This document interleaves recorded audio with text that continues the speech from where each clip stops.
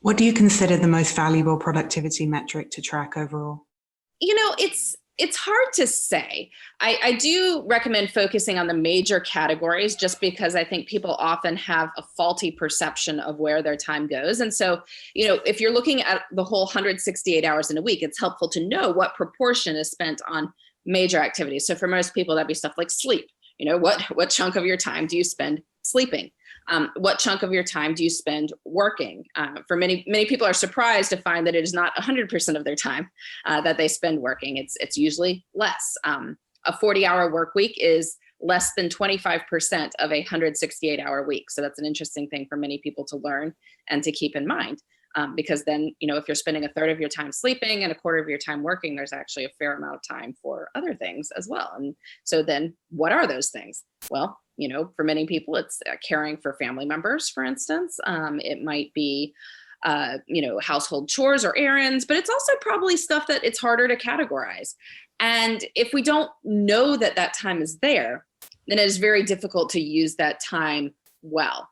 And so by seeing where that time that's not necessarily spoken for goes, we can then start to ask ourselves, well, what would we like to do with it? What would be meaningful? What would be important to us or the people we care about? And so then we can start to use that time. So keeping track of that non-work, non-sleeping, and maybe focused childcare or elder care or other responsibilities you have. Where does that other time go? If we can answer that, we can make huge progress. Is there a particular tool you recommend for tracking time? So I'm pretty low tech. I just use a spreadsheet. It's Excel. It's got the days of the week across the top, Monday through Sunday, and then half-hour blocks down the left-hand side going from 5 a.m. to 4:30 a.m. And the reason I did it that way is it sort of corresponds with what I think of as a day. If you think of your day, you're not really going midnight to midnight. Like that's not how most of us have the mental picture of our time. It's more like, when do I wake up and go to sleep? That's the day. And so by doing a 5 a.m. to 4:30 a.m. day, it's more in line with how we consider a day, even though it's split over 2 actual calendar days. But you can do it any way you want. I find a spreadsheet is good because it's simple and just lets me see where the time is going very quickly.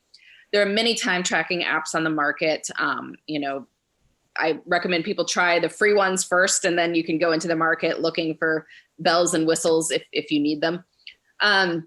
You can also just write down where the time is going in a notebook. Like, this doesn't have to be anything elaborate. It doesn't have to be anything high tech.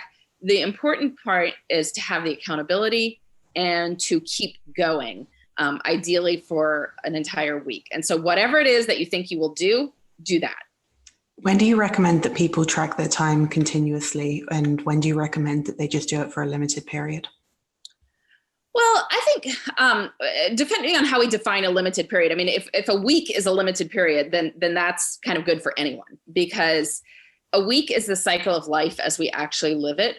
Where we often run into sort of issues with time tracking is people are like, okay, I tracked my work week, I'm done. I was like, well, that's actually not all your time. I mean, there are 60 hours between 6 p.m. Friday and 6 a.m. Monday. And if you aren't thinking about that time, it doesn't become part of the mental model of your life, but that is a huge chunk. I mean, that's, 30+% of your time. So it's important to know where this time is going. So we want to think about that. We also don't want to just look at work hours. Another faulty assumption people make is like, well, it's like billing time. I'm like a lawyer here, so I'm going to bill my time at work, and then I don't have to think about the rest of my time. But then we only think about work. And there is so much more to life than that. So I really suggest that people do an entire week, an entire 168 hours. You do not need to go look for a particularly typical week, because there are no typical weeks.